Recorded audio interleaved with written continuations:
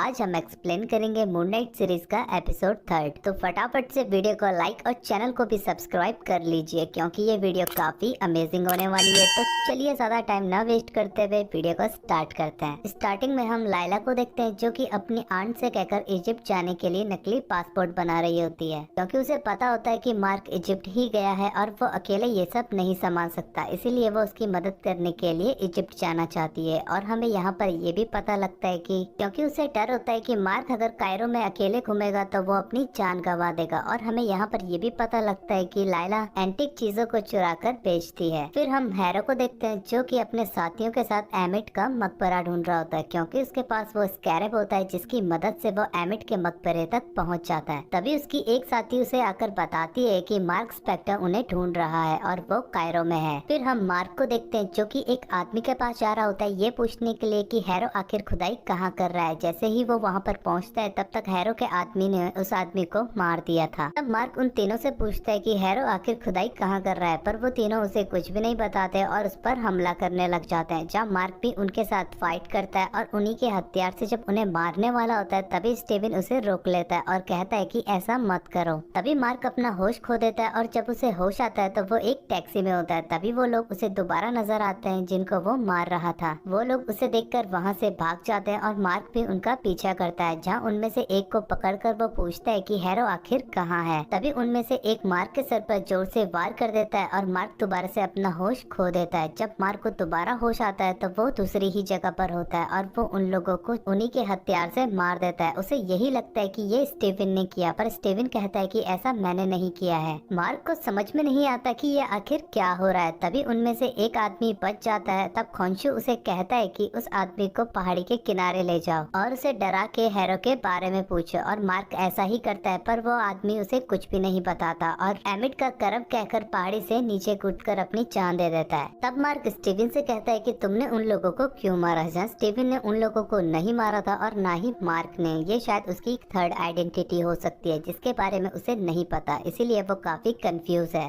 तब mark Khonshu से कहता है कि क्या बाकी के देवी देवता एमिट को ऐसे ही आजाद होने देंगे। तब खोंशु उसे कहता है कि अगर बाकी के देवी देवताओं को बुलाया गया तो वो मुझे पत्थर में बदल देंगे। पर उसके पास एक आइडिया भी होता है जो कि जानलेवा होता है। तभी मार्क देखता है कि दिन रात में बदल रही है जो कि खोंशु ही कर रहा होता है। यहाँ हैरो अपने आदमियों से खुदाई करवा रहा होता है क्योंकि उसे भी पता लग गया था कि उसे सुनवाई में जाना पड़ेगा। तब मार्क के सामने देवताओं के कक्ष में जाने का दरवाजा खुल जाता है और जब मार्क उस दरवाजे से अंदर जाता है तो वो एक पिरामिड के अंदर होता है। तब उसे वहाँ पर यज्जिर मिलती है जो कि हैथोर की अवतार होती है, यानी कि प्रेम और संगीत की देवी। अब वहाँ पर बाकी के देवी देवताओं के भी अवतार आते हैं और उनकी बॉडी से उनकी देवी देवता बात कर रहे होते हैं जो कि खोंशु से कहते हैं कि अगर तुमने दोबारा आसमान बदलने की कोशिश की तो हम तुम्हें पत्थर में बदल देंगे। और ये भी कहते हैं कि जितने भी अवतार बचे हुए हैं उनका काम है बस नजर रखना, क्योंकि उन्होंने अरसे पहले ये डिसाइड किया था कि वो इंसानों के कामों में दखल अंदाजी नहीं करेंगे। तभी खोंशु उन्हें कहता है कि मैं सजा की मांग करता हूँ आर्थर हैरो की, क्योंकि उसने एमिट को आजाद करने की कोशिश की है। तब मुजरिम यानी कि हैरो को वहाँ पर बुलाया जाता है और जब हैरो वहाँ पर आता है तब वो सारा इल्जाम खोंशु के ऊपर ही डाल देता है और कहता है कि ये तब से एमिट के मकबरे को ढूंढ रहे हैं जब से मैं इनका अवतार था। इनकी आंखों पर जलन का पर्दा पड़ा हुआ है। और उन देवताओं से ये भी कहता है कि खोंशु का अवतार बीमार है। जब वो मार्क से जब सच पूछते हैं तो मार्क उन्हें झूठ नहीं कहता और आर्थर का जुर्म साबित न होने के कारण उसे छोड़ दिया जाता है। लेकिन यज्जिल को मार्क की बातों में थोड़ी सच्चाई नजर आती है, इसलिए वो मार्क को बताती है कि एमिट को जहाँ भी दफनाया गया है देवी देवताओं को भी उसका पता नहीं है। बस एक सैनिक था सैनफू जिसको कि एमिट के बारे में पता था कि उसे कहाँ दफनाया गया है। उसके ताबूत से तुम्हें एमिट तक पहुँचने का रास्ता पता लग जाएगा, पर उसके ताबूत को काले बाजार में कहीं बेच दिया गया है। तब मार्क बाजार में जाकर सैनफू के ताबूत के बारे में पता करने की कोशिश करता है, जहाँ पर उसे लाइला मिलती है जो कि मार्क से कहती है कि मुझे मालूम है तुम्हें क्या चाहिए। तब वो उसे मोगाट के पास लेकर आ जाती है, जहाँ मोगाट और लाइला पहले से ही एक दूसरे को जानते थे। लाइला मार्क को मोगाट के पास इसलिए लाई थी क्योंकि मोगाट के पास ही सैनफू का ताबूत था। तब लैला और मार्क जब उस सैनफू के ताबूत के सामने जाते हैं तो मार्क को उस ताबूत में कुछ भी नजर नहीं आता और लैला मार्क से कहती है कि स्टीवन को कोशिश करने दो क्योंकि उसे हिस्ट्री के बारे में नॉलेज होती है। पर मार्क स्टीवन को बाहर नहीं आने देता क्योंकि उसे यही लगता है कि अगर स्टीवन बाहर आ गया तो वो जिस्म वापस नहीं करेगा। तब वो स्टीवन से आईने के आयाम से ही मदद मांगता है, जहाँ स्टीवन उसे सैनफू के ताबूत में जो कपड़ा रखा है उसे मोड़कर सितारों को जोड़ने के लिए कहता है और मार्क ऐसा ही कर रहा होता है। तभी एंटोन के आदमी आकर उसे रोक लेते हैं और मार्क हड़बड़ाहट में उसकी गन छीनकर उस पर ही तान देता है, जिससे कि उनका बना बनाया प्लान ही फेल हो जाता है। फिर सैनफो के ताबूत के लिए तीसरी पार्टी भी आई हुई होती है, जो कि कोई और नहीं बल्कि हैरो ही होता है। हैरो एंटोन को उस ताबूत के बदले वो स्कैरब देने के लिए कहता है। तब लैला एंटोन से कहती है कि इसे उस ताबूत को मत देना। तब हैरो लैला से कहता है कि तुम इजिप्ट से दूर इसलिए रहती हो क्योंकि इजिप्ट तुम्हारे पिता के कत्ल के जख्म को कुरेदता है और मार्क को उस कत्ल के बारे में पता है। अगर तुम इस जख्म को भरना चाहते हो तो अपने पति मार्क से इस बारे में पूछो, क्योंकि मार्क को सब पता है। फिर एंटोन को अपनी छड़ी दिखाकर कहता है कि इसके अंदर दैविक शक्तियां हैं और अपनी छड़ी का इस्तेमाल करके सैनफो के ताबूत को तोड़ देता है।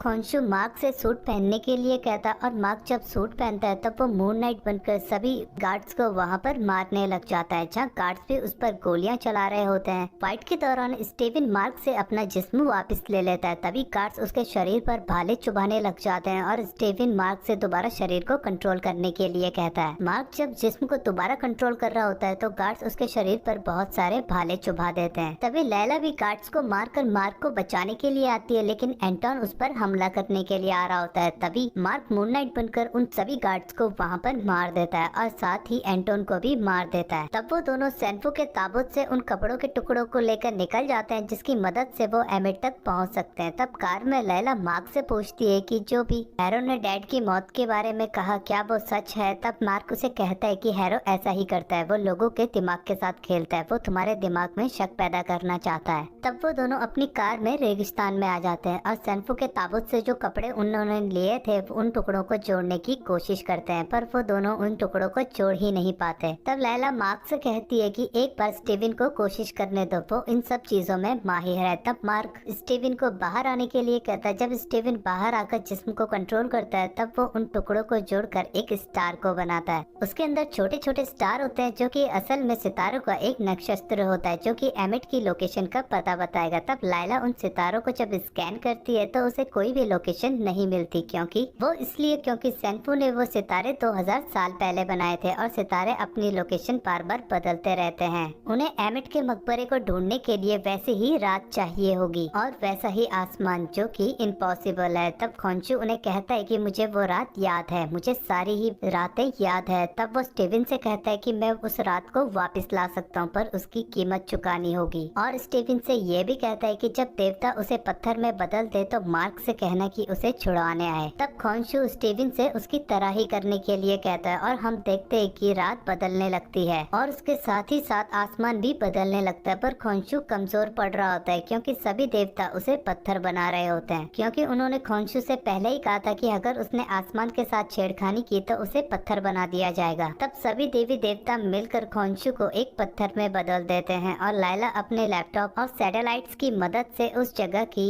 लोकेशन निकाल देती है जहाँ पर एमिट का दफनाया गया था। फिर हम हैरो को देखते हैं जो कि उस जगह पर आता है जहाँ पर खोंशु को पत्थर में बदल दिया गया था। तब वो खोंशु से कहता है कि तुम्हारे कहने पर मुझे लोगों को तड़पाने में मजा आता था, जो कि मेरा सबसे बड़ा गुनाह है और हैरो अब वो करेगा जो खोंशु कभी कर नहीं पाया। अगर वो ऐसा करने में कामयाब हो गया तो इसका जिम्मेदार खोंशु होगा, क्योंकि वो खुद को खोंशु के जुर्म की पैदाइश मानता है। इसी के साथ ये एपिसोड यहाँ पर एंड होता है। आई होप कि ये एक्सप्लेनेशन आपको पसंद आया होगा। अगर पसंद आया तो मुझे कमेंट करके जरूर बताएं और वीडियो को लाइक शेयर और चैनल को भी सब्सक्राइब कर लेना इसके बाकी के एपिसोड देखने के लिए। मैं आपसे फिर मिलता हूँ नेक्स्ट एपिसोड में।